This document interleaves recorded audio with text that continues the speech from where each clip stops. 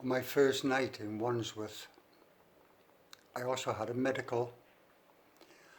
It was similar to what I had in Tihar. They took my weight, and by this time my weight was around 49 kilos, which is about 108 pounds, or in English terms, 7.5 stone. So I'd lost nearly half of my body weight, although I felt as strong as Arnie Schwarzenegger up here, like. They also measured my height, and I was 5'10". And when I went into Tihar, I was 5'9". So the yoga that I'd been doing over the years had obviously stretched me by an inch, 25 millimeters.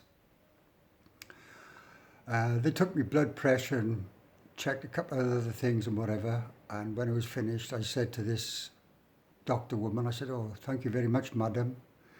And she looked at me, and in her Cockney voice, she says, "Fucking madam? You don't call me fucking madam. I'm not a whore.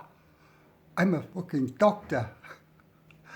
And she like really abused me, you know. And of course, in India, when you call a lady madam, you're being very respectful. In Britain, it's the other way round, like. Never mind.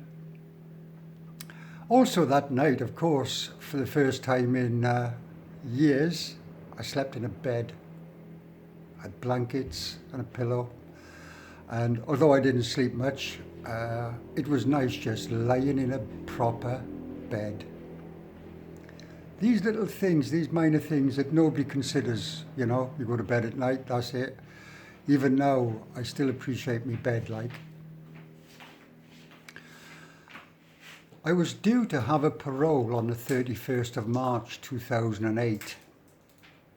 And after that parole, and serving half of my sentence of 10 years, I should have been released. But of course, I was still stuck in India because they screwed up the transfer. The transfer should have took 9 months. It actually took 18 months. And because of that, I'd missed the parole date. And when I inquired about it, nobody knew. Nobody knew. I spent 3 weeks in Wandsworth Prison in London, and then this morning an officer come, he said, "Pack your stuff, you're moving." So, chucked my stuff into my bag. I was put onto this prison van. I was sat in a cubicle that was basically the same size as what I am, and as much as my knees was up against the wall, and I couldn't touch the sides of my elbows like this. It was just very small. And I sat there for, 5 hours. I eventually got to Rye Hill Prison near Rugby, which is near Coventry in south of England. And what a change, what a difference this place was. It was a fairly modern jail, and it was on 2 floors, and it was clean, and the attitude of the prison officers was so different to Wandsworth. In Wandsworth, they were like hard as nails, you know. Yeah, they were very amiable. First thing I got was the packet of tobacco and papers and whatever. And then a guy gave me a duvet for my bed and a fluffy pillow, all brand new. Clothes, flip-flops, trainers, which I never wore, and underclothes and all this. So I was kitted out, and I was very, very happy. This happened on the 15th of July, which happened to also be my father's birthday. And again, I felt his presence, like, and that's as much as I can say, but I felt his presence. A couple of days later, I was called to the medic to have just a chat. So I'm sitting in this room with this doctor, South African doctor he was, white guy, with another prison officer just standing by the side. And he asked me how I was, and I said, "Yeah, you know, feel pretty good, like I'm eating food and blah, blah, blah." And he looked at me, and here I had a little, it was like a spot, and I'd had it for years and years. I had it prior to Tihar. And over the years, this like scab would never heal. And it slowly got bigger and bigger. It was about that round. And he looked at me, and he looked at this on the side of my head, and he just said, "You've got cancer." And the prison officer that was stood by the side, his face dropped in like horror, you know. And I'm just sat there and I'm looking at him and I said, "What the fuck are you going to do about it then?" And it really caught him off guard. He went, "We'll have to send you to the outside hospital for tests." I said, "We'll get it sorted, man." And that was that. It didn't bother me. Not after what I'd been through. It just didn't. And I had some kind of inkling it was a type of cancer, you know. Anyway, that was put to the side for the time being. I applied to go to a different ward where you did voluntary drug tests, because I'd made up my mind I wasn't going to take no charas, hashish, marijuana, whatever. I mean, everything was in this jail, smack, coke. It didn't bother me. I had no urges to get stoned or anything. And this day, a woman come to me cell and called me outside. So we were sat outside on this table and chairs, and she said, "I need to talk to you about a drug rehabilitation course." I said, what are you talking about? And she said, you were arrested in India for drugs. I said, there wasn't drugs. I said, I got arrested for charas, which is cannabis, which is a naturally growing plant in the hills of India. I said, so it's not even drugs. And I said, you want to talk to me about drugs? I'll teach you about drugs if you want. And she looked at me gobsmacked. I said, I'm not going on any course. I don't need to go. I said, I've come to this ward because I'm not on any drugs. And that was the end of that. She wasn't happy, like. Anyway, on the 17th of July, officer come to my cell this one afternoon. He said, you got a visit. I didn't know who it was. So I goes, and after some time, I goes into the visiting room, and there's my son.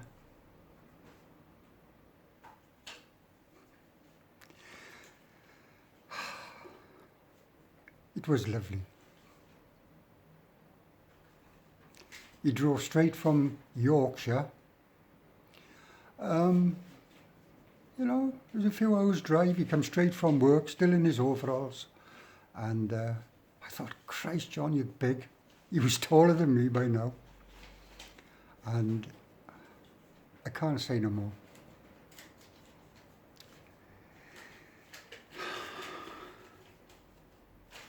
I needed to see my daughter as well, and she should have come with him, but she got stuck in traffic. So on that visit, it didn't happen. A week later, I had another visit, and there was my daughter and my son.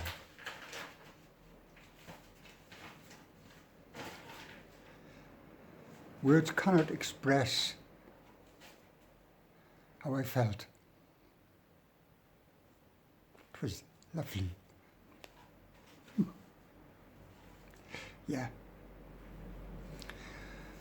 Around about that time, the toothache come back that I'd had in Tihar, and I asked Reiki to put it on hold, which it did, and now it come back. Not enough to bother me, but it let me know it was back, so I channeled Reiki to myself, and it eased off, and that's how it was for the time being.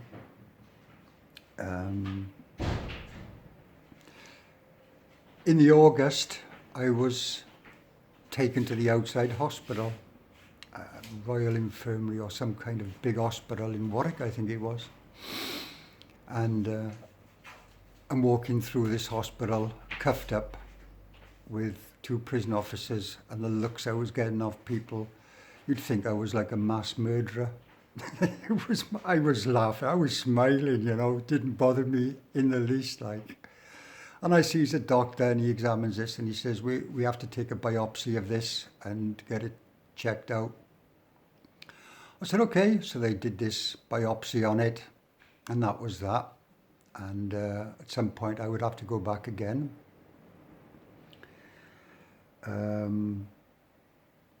Oh yeah, in August I was called into this office, and it was a room full of prison officers on computers and Christ knows what. And I was sat with this lady, and she was going over my file, and there was no file. There was no records from Tihar because they don't keep any records in Tihar. So she looked at it and she saw that I'd been convicted 10 years for attempting to smuggle hashish, charas. And she said, you'll be in prison until 2013. And I said, you're nuts. She says, you've been convicted for 10 years. I said, oi, I'm back in England. In England, you've got a different law. After you've served 5 years of your sentence, you are eligible, not guaranteed, but you are eligible for parole. I said, I should have had a parole hearing on the 31st of March, but I was still stuck in India. So I'm now waiting for another parole date. And you want to tell me I'm going to sit here until 2013? I said, you can fuck yourself. I said, it's not going to happen. She wasn't happy about that. Like I said, you need to get your facts right and find out what's happening about my next parole hearing. If you would, I'd be grateful for this. And that was the end of that.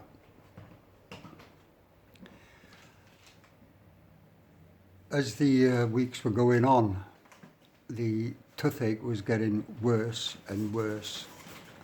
And I had applied to go to the dentist. I went to see the dentist, and it was a Canadian dentist lady.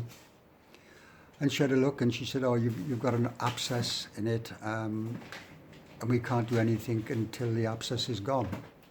So they give me antibiotics, and I took these. This carried on for a month, excuse me. And during that time, I was just loading myself up with paracetamol tablets.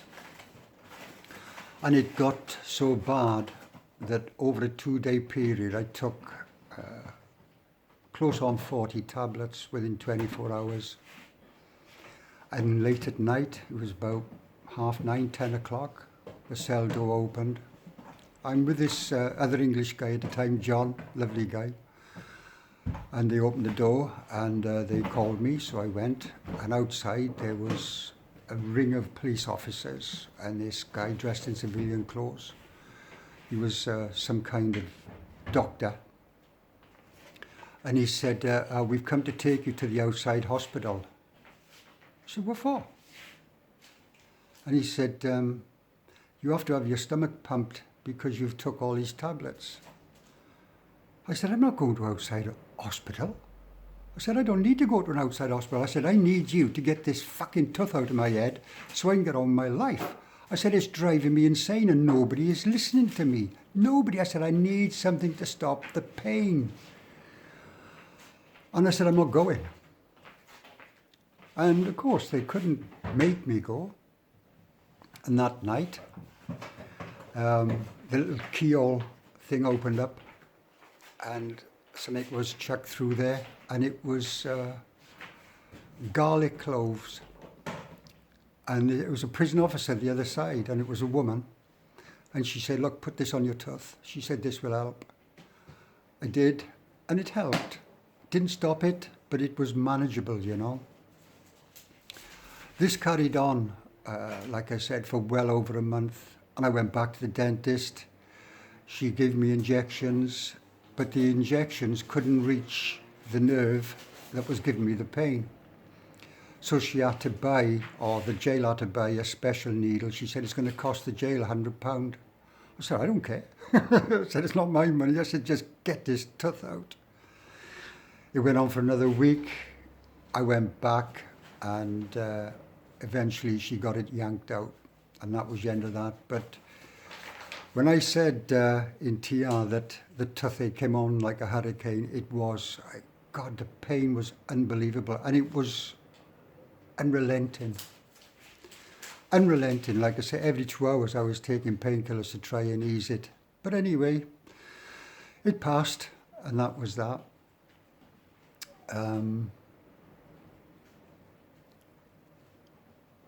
I'll speak next time. Please give me a like, subscribe, and for those people that think these are ads, they're not ads, okay? It's my story. That's it. Thank you.